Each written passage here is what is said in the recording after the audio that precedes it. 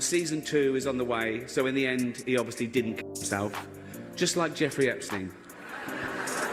Season 2 is supposedly on the way, and the conversation picks up right where the controversy never really ended. At the center of it all is the claim that Jeffrey Epstein did not kill himself, a belief that refuses to fade despite official statements declaring his death a suicide while he was awaiting trial in a New York jail on federal sex trafficking charges.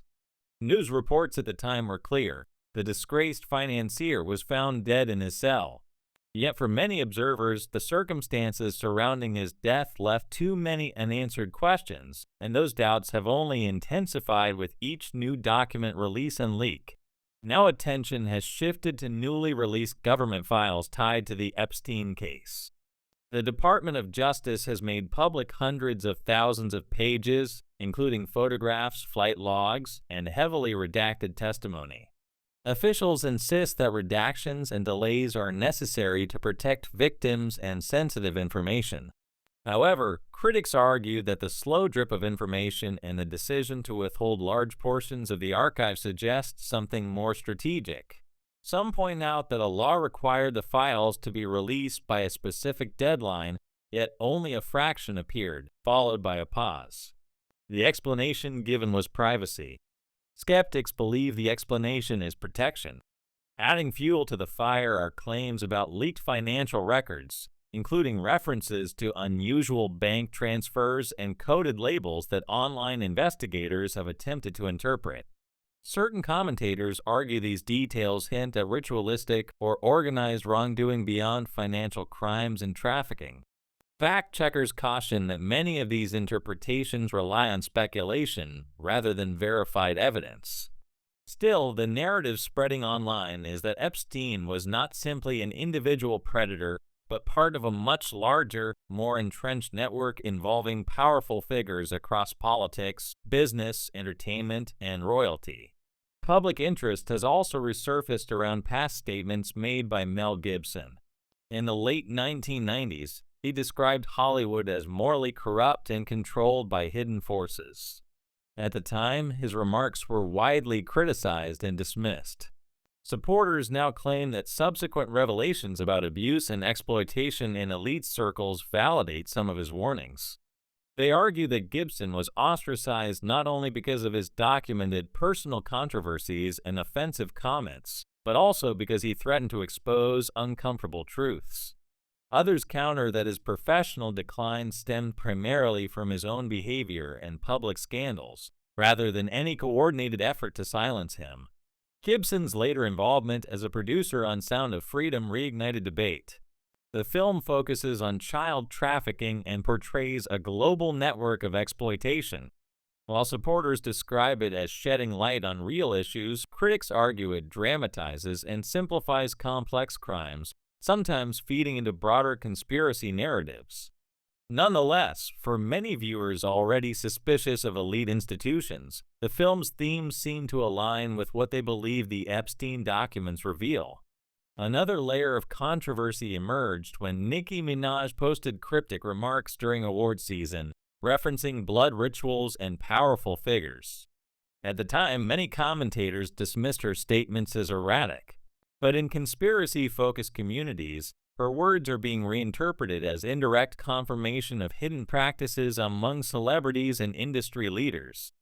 There is no verified evidence tying her statements to specific criminal findings in the Epstein case, yet the overlap in language has been enough for online forums to draw connections. The newly released documents have indeed confirmed that Epstein associated with high-profile individuals, including former presidents, business magnates, royalty, and celebrities. Flight logs and social photographs demonstrate social proximity. However, proximity does not automatically equate to criminal involvement. Legal experts repeatedly stress that appearing in contact records does not constitute proof of participation in illegal activity. Nonetheless, public trust in institutions has eroded to such an extent that many people assume guilt by association.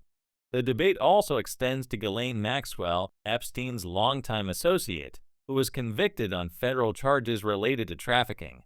Her prison placement and security conditions have been scrutinized by critics who question why someone convicted of facilitating abuse would not face stricter confinement. Officials maintain that prison assignments follow standard procedures, but suspicions persist among those who believe the justice system handles elite offenders differently. As more material surfaces, observers point to what is missing as much as what is present. Heavy redactions obscure names and details.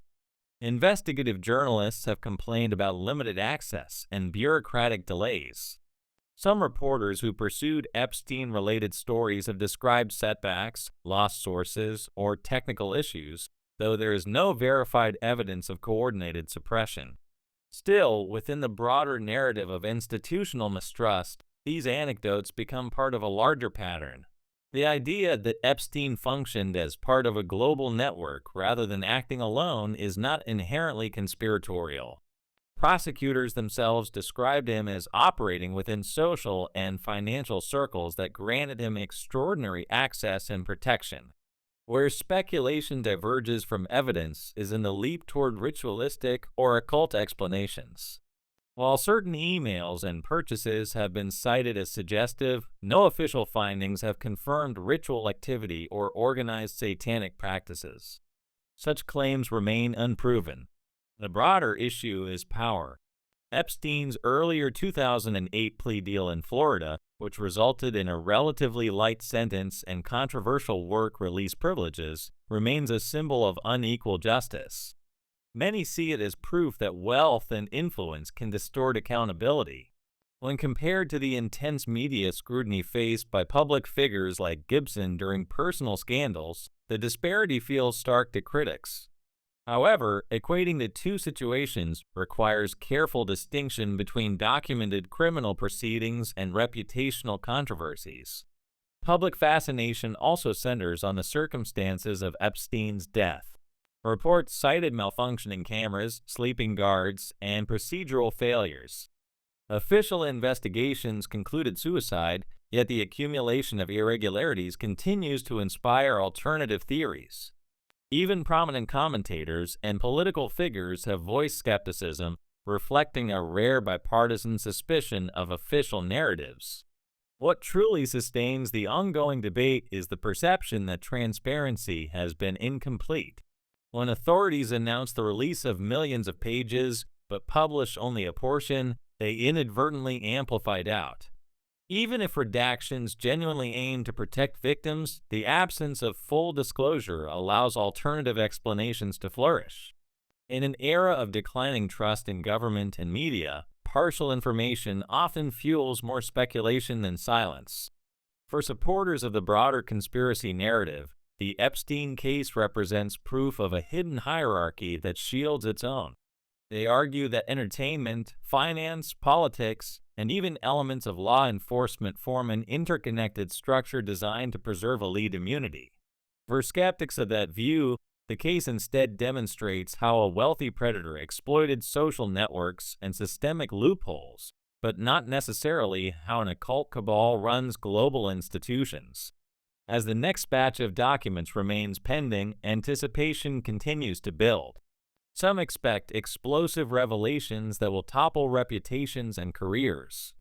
Others predict that further releases will primarily confirm what is already known, that Epstein cultivated relationships with powerful individuals, abused his wealth and influence, and exploited institutional blind spots.